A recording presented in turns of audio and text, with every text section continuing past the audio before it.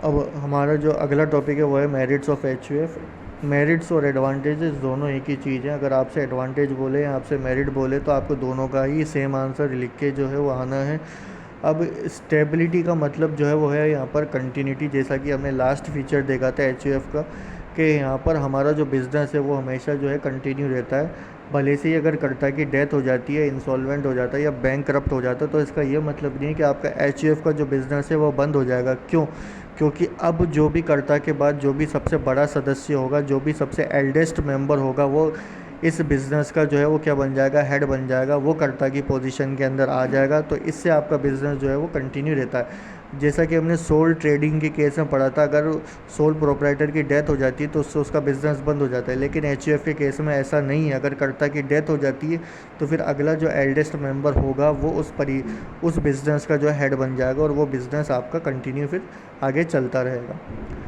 The existence of joint Hindu family business does not come to an end by the death, insanity और bankruptcy of any copartner. किसी भी को partner की death वगैरह से या हेड की कर्ता की डेथ वगैरह से आपके बिज़नेस पे कोई फ़र्क नहीं पड़ेगा। आपका बिज़नेस जो है वो कंटिन्यू चलता रहेगा। उसके बाद अगला जो है वो मैनेजमेंट।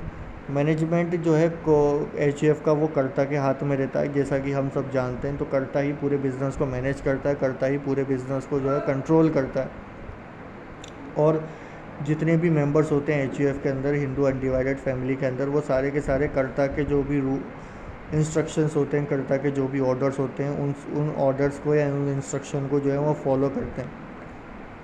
तो इससे क्या होता है कि जब एक ऑर्गेनाइजेशन के अंदर जब एक सिंगल पर्सन जब कोई डिसीजन लेता है और बाकी के लोग उसमें इंटरफियर नहीं करते, तो डिसीजन लेने में क्या होता है, आसानी रहती है, फटाफट उस ऑर्गेनाइजेशन के अंदर डिसीजन लिए जाते हैं। वहीं अगर एक बिज़नेस के 5 मालिक हैं, तो 5 मालिक हैं तो हो सकता है कि कोई पर्सन जो है वो अलग डिसीजन ले रहा हो, कोई दूसरा पर्सन अलग डिसीजन ले रहा हो, तीसरा अलग ले रहा हो। तो इससे क्या होगा कि बिज़नेस के लिए डिसीजन लेने में जो है वो दिक्कत क्रिएट हो सकती है, परेशानी क्रिएट हो सकती है जब एक से ज़्यादा लोग डिसीजन ले लें। लेकिन एचयूएफ के केस में खाली एक ही पर्सन डिसीजन लेता है जो कि कर्ता होता है। तो यहाँ पर डिसीजन लेने में जो है वो किसी तरह की परेशानी नहीं आती। पढ़ लेते हैं उसको। The organisation management and the control of the business is vested in the kartas of the family. Karta के हाथ में रहता है जो भी ऑर्गेनाइजेशन का, जो भी मैनेजमेंट का, जो भी कंट्रोल वगैरह होता है। This result in unity of command. इसका जो रिजल्ट निकल के आता है unity of command. Unity of command का मतलब क्या होता है, जहाँ पर एक पर्सन की बात सारे के सारे लोग मान के चलते हैं। And non interfere in the conduct of the business. और बिजनेस के अंदर किसी दूसरे पर्सन का कोई इंटरफियर नहीं होता। अब जो डिसीजन लिए जाते हैं वो आसानी से लिए जाएंगे, क्योंकि यहाँ पर कर्ता को किसी दूसरे पर्सन से कंसल्ट करने की ज़रूरत नहीं है। हालांकि वो चाहे तो अपनी राय दे सकते हैं, लेकिन अल्टीमेट डिसीजन तो करता ही लेता है। तीसरा जो है वो है हमारा लायबिलिटी। लायबिलिटी के केस में हमने देखा था कि लायबिलिटी जो होती है, एक फीचर में देखा था हमने कि कर्ता की लायबिलिटी जो है वो अनलिमिटेड होती है, जो कि एक क्या है, अनलिमिटेड लायबिलिटी मतलब एक तरीके का नुकसान होता है। लेकिन हमने ये भी देखा था कि कर्ता के अलावा जो दूसरे मेंबर्स होते हैं उनकी लायबिलिटी की होती है लिमिटेड होती है। मतलब अगर इन केस बिजनेस के अंदर कोई नुकसान हो जाता है तो उनका जितना हिस्सा होगा को पार्टनर का, उस हिस्से के बदले ही वो उनको उतना ही पैसा लाना पड़ेगा। ऐसा नहीं है कि उनका हिस्सा 10,000 के बराबर है लेकिन नुकसान के बदले वो 1 लाख रुपए लेके आएंगे। नहीं, जितना उनका हिस्सा, अगर उनका हिस्सा 10,000 तक का है तो वो उस लॉस के लिए 10,000 रुपये तक ही लेके आएंगे, उससे ज़्यादा वो नहीं लेके आएंगे। हालांकि कर्ता का जो भी होगा, कर इन बिज़नेस में जितना भी लॉस होगा, भले से वो कर्ता के जितना पैसा लगा रखा हो, या कर्ता की जितनी प्रॉपर्टी उससे ज़्यादा का हो, या उसके जितना भी शेयर उससे ज़्यादा का लॉस हो, तो इस सिचुएशन में कर्ता की जो पर्सनल प्रॉपर्टी है वो बेची जा सकती है, जो कि इसका आगे चल के डिसएडवांटेजेस में हम पढ़ेंगे। लेकिन यहाँ मेरिट क्यों बनाई है, लायबिलिटी जो है वो यहाँ पर जो इसको मेरिट जो बताया गया है, इसको एक तरीके से एडवांटेजेस बताया गया है कि लायबिलिटी का एक इसको इसके अंदर एक एडवांटेजेस है।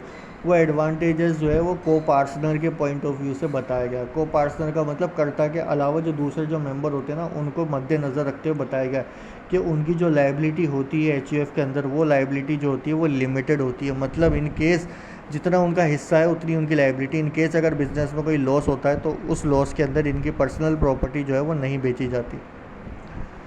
Except the कर्ता, all the other members' liability are limited to the extent of their shares in the ancestral property। जितना उस प्रॉपर्टी के अंदर उनका हिस्सा होगा उतना ही उनका जो है यहाँ पर शेयर होगा, उससे ज़्यादा का उनका लॉस नहीं काउंट किया जाएगा।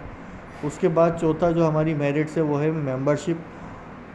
Unlike partnership there is no such limit to the membership of the joint Hindu family business. जैसे कि पार्टनरशिप में एक लिमिट होती है कितने नंबर ऑफ मेंबर, इतने नंबर इतने नंबर ऑफ पर्सन ही जो है पार्टनर बन सकते हैं। और सोल प्रोप्राइटरशिप में भी हमने देखा था कि एक ही मेंबर हो सकता है, उससे ज़्यादा नहीं हो सकता। पार्टनरशिप में भी होते हैं, कुछ लिमिट होती है 50 या 250 के आसपास की एक लिमिट होती है कि 50 से ज़्यादा लोग जो है पार्टनर नहीं बन सकते। लेकिन HUF के केस में ऐसा नहीं है। HUF के केस में जो है अनलिमिटेड कितने भी मेंबर्स हो सकते हैं। हालांकि यहाँ पर एक रेस्ट्रिक्शंस तो लगा रखी है, लेकिन वो रेस्ट्रिक्शन जो है वो ये बताती है कि 3 पीढ़ी से ज़्यादा के लोग इसके अंदर मेंबर नहीं हो सकते। लेकिन मेंबर्स कितने भी हो सकते हैं, लेकिन 3 पीढ़ी से ज़्यादा के लोग मेंबर्स नहीं हो सकते। Unlike partnership there is no such limit to the membership of the joint Hindu family business. Partnership की तरह यहाँ पर कोई लिमिट नहीं होती, मेंबर्स कितने भी हो सकते हैं। हाउएवर, लेकिन यहाँ पर कुछ रेस्ट्रिक्शंस है। और रेस्ट्रिक्शंस क्या है कि यहाँ पर 3 पीढ़ी से ज़्यादा के लोग जो है वो मेंबर्स नहीं बन सकते। उसके बाद अगला जो फीचर है वो है हमारा इफ़ेक्टिव कंट्रोल। इफ़ेक्टिव कंट्रोल का मतलब, क्योंकि हमने देखा था कि पूरे बिज़नेस को मैनेज वगैरह जो है वो करता ही करता है, और करता ही जो है पूरे डिसीजन वगैरह लेता है। अब करता जब एक पर्सन जब डिसीजन लेता है तो फिर डिसीजन लेने में बहुत आसानी रहती है, क्योंकि उसको किसी दूसरे पर्सन से कंसल्ट करने की ज़रूरत नहीं है। और इससे क्या होता है कि कॉन्फ्लिक्ट जो होता है वो कॉन्फ्लिक्ट भी जो है या इंटरफियर भी ये जो होता है दूसरे लोगों का, वो भी इसके अंदर देखने के लिए नहीं मिलता। अब इससे क्या होता है, जब करता ही डिसीजन लेता है बिज़नेस के अंदर, वही पूरे बिज़नेस को कंट्रोल कर रहा है, वही पूरे बिज़नेस को मैनेज कर रहा है, तो इससे जो है बिज़नेस में फटाफट जो है डिसीजन लिए जाते हैं। डिसीजन लेने में किसी तरीके का कोई डिले नहीं होता। उसके बाद अगला जो पॉइंट है हमारा, अगला जो टॉपिक है वो है डीमेरिट्स या डिसएडवांटेजेस ऑफ HUF। HUF के क्या क्या नुकसान है। पहला जो है वो है limited source of capital. Limited source of capital का मतलब कि यहाँ पर कैपिटल के जो सोर्सेज हैं वो लिमिटेड होते हैं।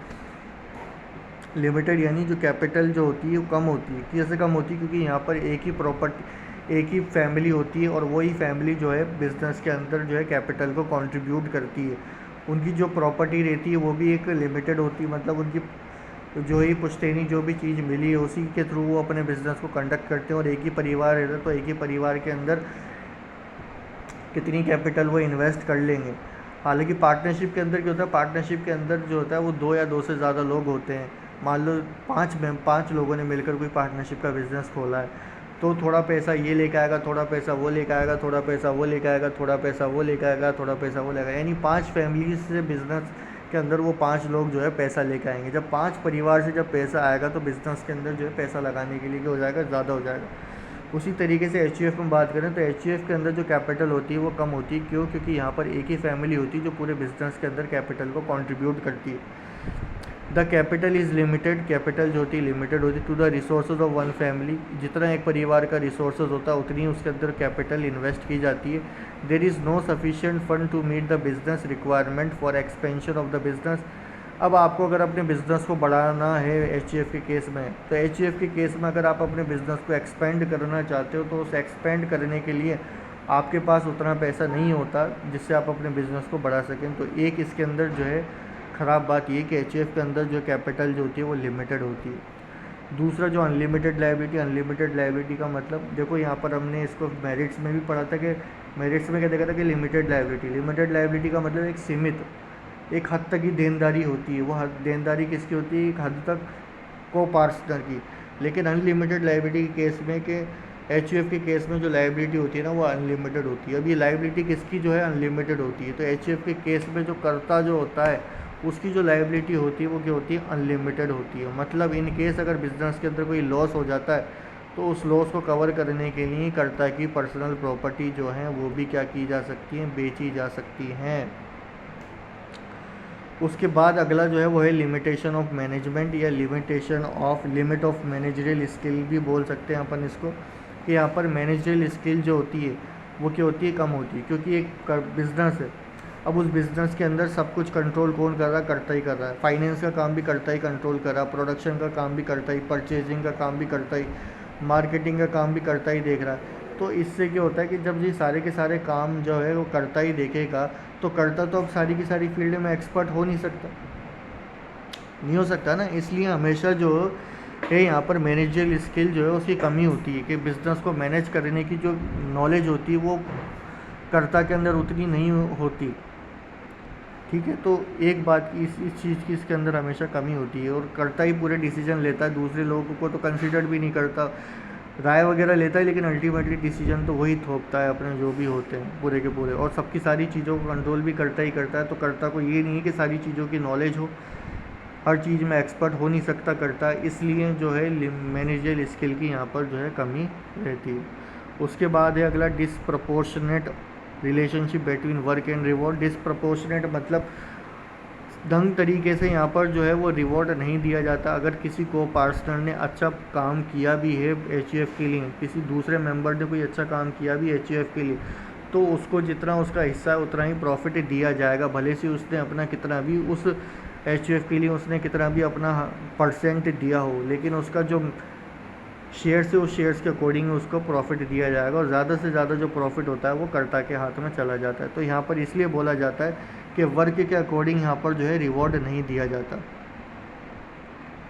उसके बाद अगला जो है वो है डोमिनेंस ऑफ कर्ता। डोमिनेंस का मतलब होता है रूल या पावर। यहाँ पर जो पावर होती है वो कर्ता की होती है। कर्ता जो होता है वो पूरी तरीके से पूरे बिजनेस को मैनेज करता है। many at a time not acceptable, the कर्ता individually manage the business which may at a time not acceptable to others member, this may cause conflict among them। अब कर्ता ही जो है वो सारे के सारे डिसीजन वगैरह लेता है। अब कर्ता जब सारे डिसीजन लेता है, यहाँ पर जितने भी डिसीजन होते हैं वो कर्ता ही लेता है, तो एक पॉइंट हो सकता है जहाँ आप उनसे सेटिस्फाई ना हो।